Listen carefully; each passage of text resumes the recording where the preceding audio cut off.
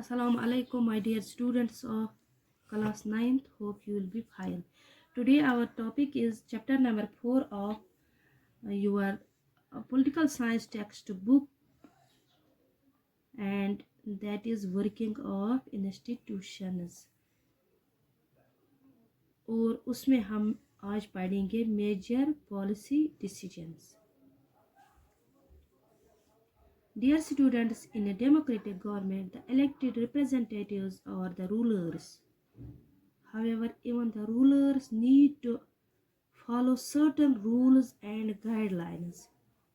It is necessary to divide the decision-making power of the government into three separate branches: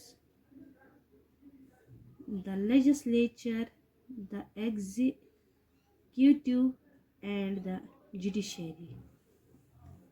Dear students, in a democratic government, जैसा कि आपको पता है, मैंने बार बार आपको पढ़ाया, आपको बताया कि डेमोक्रेटिक गवर्नमेंट वो गवर्नमेंट होती है जहाँ पे लोग चुनते हैं अपने रूलर्स को. Is that form of government where rulers are elected by the people, जो जहाँ पे लोग चुनते हैं गवर्नमेंट तो या रिप्रेजेंटेटिव्स को, और जो वही रिप्रेजेंटेटिव्स होते हैं वही रूलर्स होते हैं.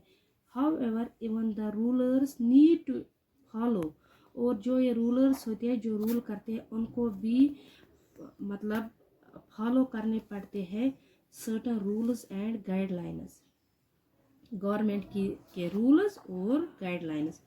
It is necessary to divide the decision-making power of the government into three separate branches. यानी three organs of a government, or यानी three separate branches, organs or branches. The first branch is the legislature, the second is the executive, and number third is the judiciary. Dear students, in short, the legislature makes the laws.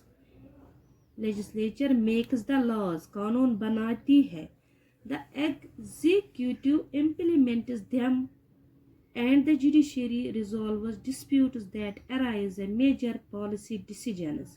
यानी जो legislature है वो तो laws बनाती है, जो executive होती है वो इम्प्रूव करती है, सारी इम्प्लीमेंट करती है, लॉज को लागू करती है, और जो जुडिशरी होती है वो रिजॉल्व डिस्प्यूट करते हैं, सॉल्व जो प्रॉब्लम्स क्रिएट करते हैं पॉलिसी डिसीजन में. Dear students, the legislature consists assembly of people's representatives. यानी legislature में कौन होते हैं? People's representatives with the power to enact laws for a country, और उनके पास पावर्स होते हैं enact laws करने के लिए, laws लागू करने के लिए country के लिए. It also has the authority to raise taxes, to adopt budget and other money bills. इसको हक होता है, इनके पास पावर्स होते हैं लेजिस्लेचर के पास, ये तो रेज टैक्स भी रेज करते हैं, अडॉप्ट बजट भी यही मतलब लगाती है, यही बनाती है budget and other money bills.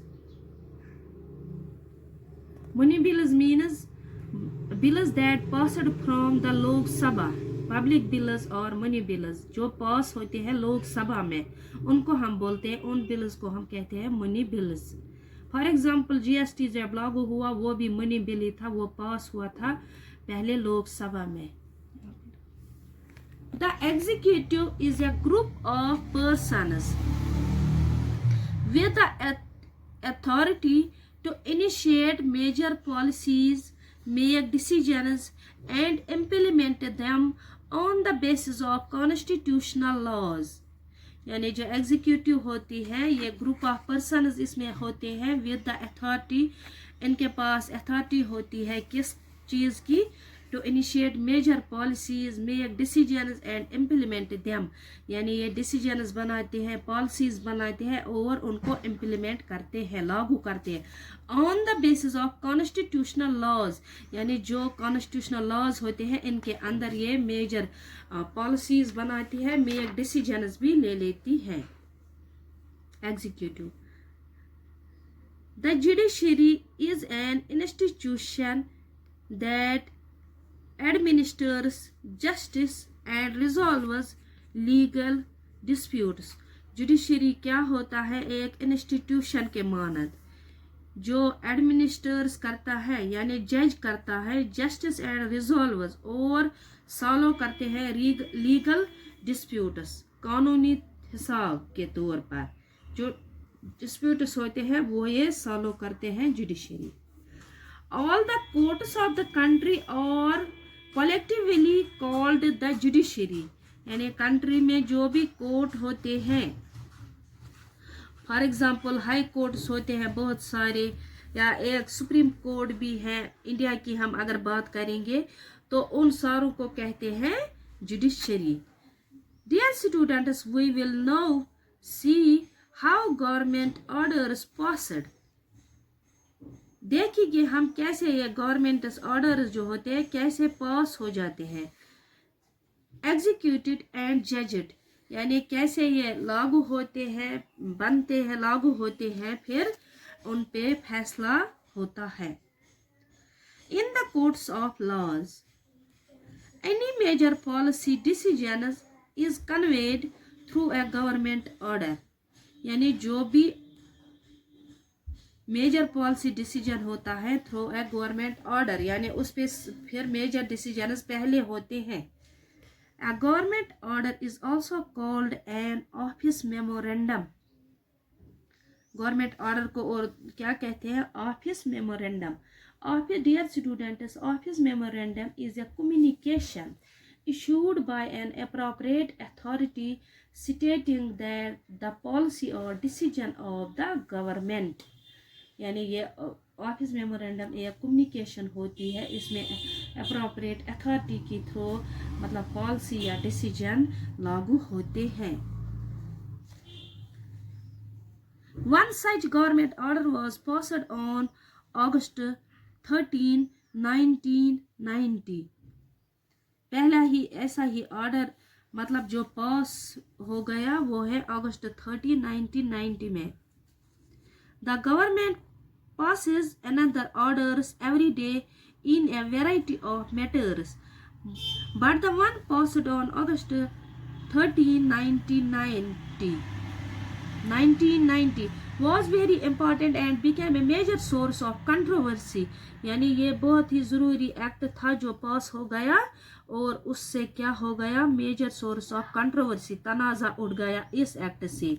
Let us take a look at the government order and what happened after it was passed.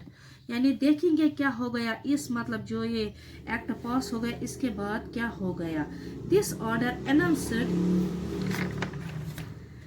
that 27% of vacancies in civil posts and services under the government of India would be reserved for the socially and economically backward classes.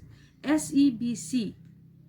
इस act में क्या था जो ये पास हो गया था? That 27% of vacancies जो थी सिविल पोस्ट्स के लिए, यानी बड़े बड़े जो पोस्ट्स होते हैं एडमिनिस्ट्रेटिव पोस्ट्स उनके लिए under the government of India would be reserved for the socially and economically backward classes. उनके लिए जो सोशली एंड यानी समाजी एंड माशी तौर पर जो होते हैं backward. Earlier job reservations were only for scheduled castes and scheduled tribes. पहले ये उनके लिए होते हैं जो scheduled castes और scheduled tribes से वाबस्ता लोग होते हैं, यानी जो मतलब फार फलांग एरियाज में रहते हैं. शेड्यूल जो बहुत ही मतलब गुजर बकरवाल ऐसे लोगों के लिए ये पहले होता था यही reservations. With this order, the backward class people were also eligible for the quota of 27%. यानी इस ऑर्डर से क्या निकला? दो जो ये बैकवर्ड क्लास के लोग थे were also eligible for the quota of 27%. Backward class के लोग भी थे जो थे एलिजिबल, वो भी इस कोटा में, इस हिस्से में शामिल थे। इस कौन से हिस्से में? 27% में से। Dear students, it is all for today. Thank you very much.